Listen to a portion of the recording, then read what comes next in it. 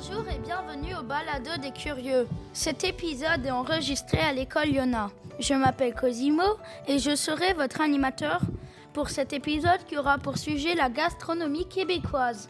Nous allons aborder divers aspects de ce sujet avec nos journalistes Selma, Louane, Eloane, Justine et Kenza. C'est parti! La découverte du sirop d'érable s'est passée bien avant l'arrivée de Jacques Cartier. À cette époque, les tribus amérindiennes de l'Est du Canada savaient déjà comment recueillir la sève et la transformer en sirop. Mais deux versions de l'histoire racontent le déroulement de cette découverte. D'où vient cette substance que je mets tous les matins sur mes gaufres? Pour répondre à ta question, laisse-moi te raconter les deux versions de son histoire. Saviez-vous que dans les deux versions de l'histoire, l'érable a été découvert grâce à des animaux? Plusieurs racontent que ce sont les chiens des autochtones qui ont attiré l'attention de leur maître. Une branche d'érable s'est cassée et les chiens ont commencé à lécher la sève qui coulait de l'arbre. En les observant, les autochtones eurent l'idée d'y goûter et d'en faire du sirop. La deuxième version est celle qu'on entend le plus souvent. Elle raconte qu'un écureuil qui sautait d'arbre à un autre s'arrêta soudainement et cassa une branche d'érable. Un autochtone observait la scène. Il voyait que l'écureuil savourait la sève de l'arbre. Pour cela, il voulait essayer d'y goûter. Surprise, un arbre qui pleure de sucre. Est-ce que ça veut dire que je peux juste casser une branche d'érable et avoir du sirop? Ce n'est pas si simple. La sève doit d'abord passer par des tubulures et doit être entreposée dans des grands barils avant de devenir du sirop. En parlant de barils, savez-vous qu'en 2011, à Trois-Rivières, un homme a pris le chemin de la prison pour avoir dirigé le vol de 9571 barils de sirop d'érable? La question qu'on se pose aujourd'hui est, ont-ils retrouvé les sirops d'érable volés? Des milliers de personnes se bousculent tous les jours dans les magasins pour en ressortir avec un bocal de ce liquide sucré. Mais pour remplir les vitrines, les acériculteurs ont 4 étapes importantes à réaliser. L'entaillage, la coulée, la récolte d'eau d'érable et la transformation. Connaissez-vous cet arbre aux feuilles rouges et au trésor inestimable? Quel traitement spécial faut-il apporter à cet arbre pour en extraire son trésor doré? Il y a d'abord l'entaillage qui est la base de la récolte. Elle consiste à faire un trou dans l'arbre.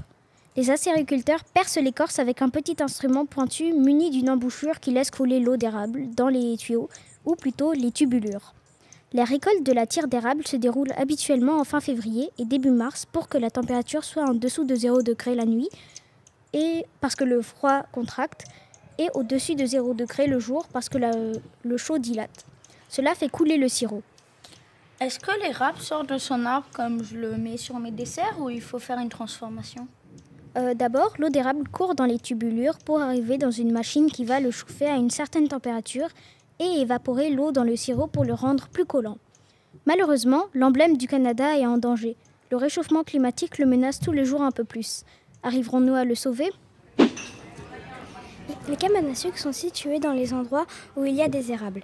Elles sont surtout ouvertes en printemps. L'été, la cabane n'est pas ouverte, mais certaines le sont. Saviez-vous que la première cabane à sucre est apparue en 1868?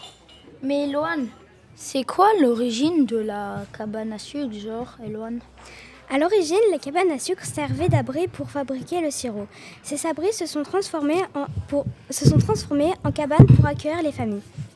Dans les cabanes à sucre, on peut y trouver de la soupe aux pois, du jambon au sucre du Canada et de la fève au lard.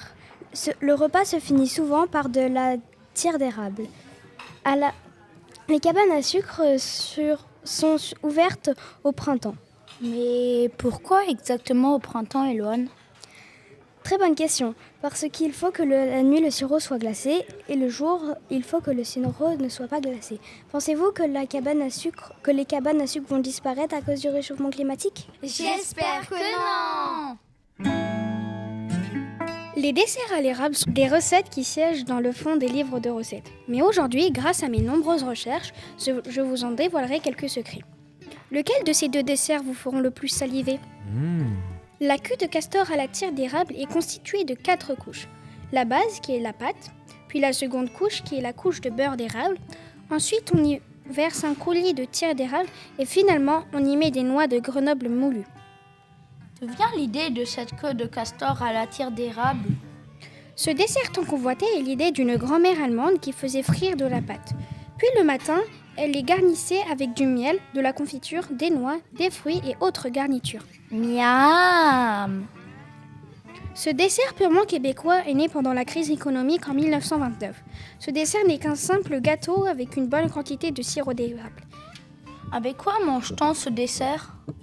Certains le mangent comme ça, d'autres le mangent avec une boule de glace à la vanille ou avec encore plus de sirop d'érable.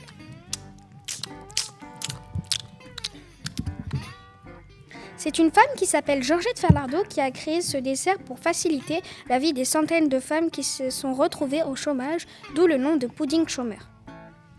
Le sirop d'érable est principalement utilisé dans des desserts, mais pas seulement. Ce liquide sucré est aussi utilisé dans quelques plats salés, pour mariner la viande ou pour ajouter une touche de goût par exemple. En quelque sorte, nous pouvons dire que ce liquide, cet ingrédient, est magique. Maintenant, nous allons totalement changer de sujet et allons parler de la poutine avec Justine. La poutine est un plat traditionnel québécois à base de 3 ingrédients. Elle a été créée au Québec par des Anglais. Comment faire de la poutine exactement? La poutine est faite à base de 3 ingrédients. Des frites, du fromage et de la sauce barbecue. Mais vous pouvez ajouter ce que vous voulez dedans. Le président des États-Unis a même servi de la poutine lors d'une répétition à la Maison-Blanche en 2016. Oh mon Dieu! Avant, il y avait une sorte de poutine, l'original. Maintenant, il y en a un nombre incalculable. Par exemple, à Poutineville, vous pouvez vous faire votre propre poutine. C'est le plat le plus emblématique à ce jour. Où a été créée la poutine précisément? La poutine a été créée dans un restaurant québécois. Les serveurs ont servi à des Anglais dans un pot de la sauce fromagère et dans un autre des frites. Les Anglais ont dit poutine, d'où vient le nom. La poutine, c'est vieux de 70 ans. L'inventeur est Jean-Paul Roy. Il vivait à Drummondville et il a fait cette invention en 1964.